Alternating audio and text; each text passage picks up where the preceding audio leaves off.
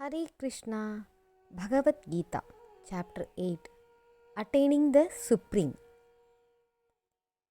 Namo Om Vishnu Padaya Krishna Preshtaya Bhutale Srimate Bhakti Vedanta Swamin Iti Namine Namaste Saraswati Devi Gauravani Pracharine Nirvishesha Shunyavadi Paschatya Deshatarine Jai Sri Krishna Chaitanya Prabhu Nityananda Sri Advaita Gadadhara Sri Vasadi Gaura Bhakta Vrinda.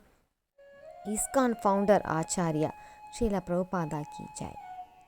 Ananta Kodi Vaishnava Bhakta Vrinda ki jai. Gaura Premanande. All glories to Sri Guru and Gauranga. I offer my respectful obeisances unto my spiritual master, who with the torchlight of knowledge has opened my eyes, which were blinded by the darkness of ignorance.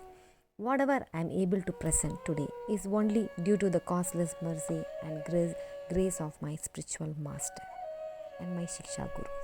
I offer my heartful gratitude and respect for all the spiritual knowledge I have received from them. Now, let us go through the entire chapter and understand all the verses in one flow. How does chapter 8 begin? At the end of chapter 7, Krishna used several technical terms such as Adi Bhuta, Adi Deva, Adi Yajna. Arjuna wanted to understand them more clearly. Therefore, chapter 8 begins with Arjuna asking 8 important questions. Arjuna's 8 questions. What is Brahman? What is Adhyatma? What is Karma? What is Adi Bhuta? What is Adi Deva? What is Adi Yajna? Where does the Supreme Lord reside in the body? How can one remember Krishna at the time of death? Krishna answers the first 7 questions, verses 3-4. What is Brahman? The living entity is eternally and indestructible. What is Adhyatma? The eternal nature of the soul. What is Karma? Activities which lead to the development of future material bodies. What is Adi Bhuta? The ever-changing material nature. What is Adi Deva? The universal form and the demigods who administer the universe. What is Adi Yajna? The Paramatma residing in the heart of every living entity. Thus, Krishna answers 7 questions in only 2 verses. The 8th questions, how can one remember Krishna at the time of death? Krishna answers this from verses 5 to 8. Verses 8.5. One who remembers me at the time of death attains me without doubt. Verses 8.6. Whatever one remembers at the time of death determines one's next destination. For example, if someone constantly thinks like a dog and remembers a dog at death, he attains that consciousness in the next life. Therefore, Mam Anusmara Yudhyacha.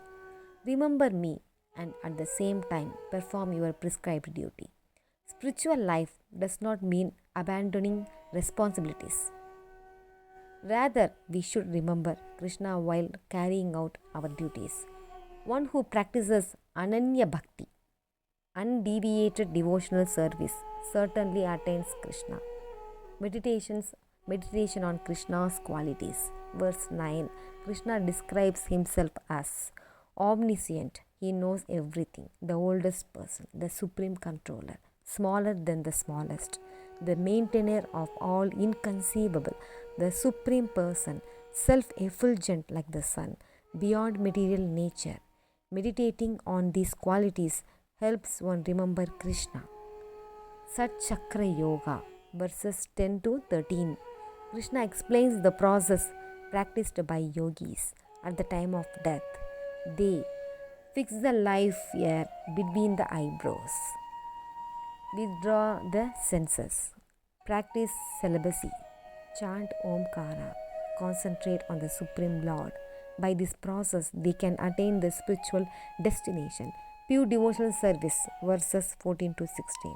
Krishna then reveals an easier and superior process. One who always remembers him with undeviated devotion can easily attain him. Verse 15. After attaining Krishna, great souls never return to this temporary world. Krishna gives a very powerful description of this material world.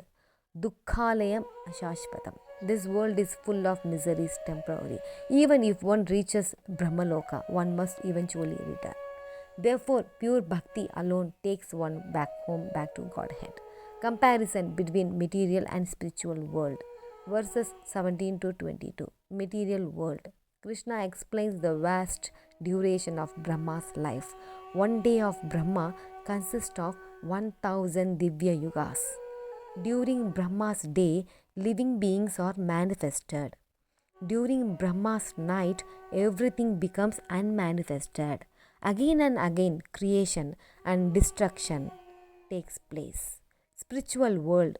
Unlike the material world, the spiritual world is eternal, supreme, never destroyed, beyond manifestation and annihilation. Even when the entire universe is destroyed, the spiritual world remains unchanged. Those who attain that abode never return.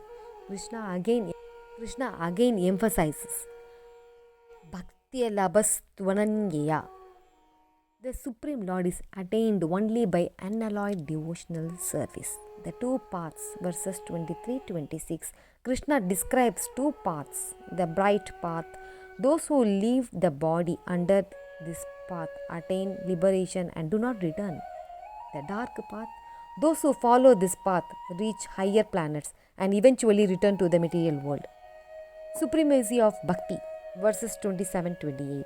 Pure devotees are not overly concerned with these two paths because they are always fixed in devotional service. By practicing bhakti, one automatically surpasses the result obtained from studying the Vedas, performing sacrifices, charity, austerities, fruitive activities, philosophical speculation, devotional service awards all auspicious results and ultimately gives Krishna himself. Chapter 8 teaches us, remember Krishna always, perform our duties while remembering him. The consciousness at death determines our next destination.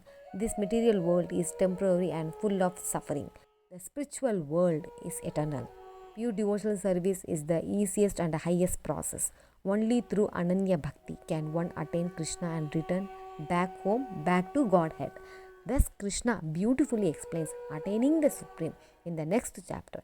Chapter 9, Krishna reveals the most confidential knowledge, the king of education and the king of secret. Hare Krishna.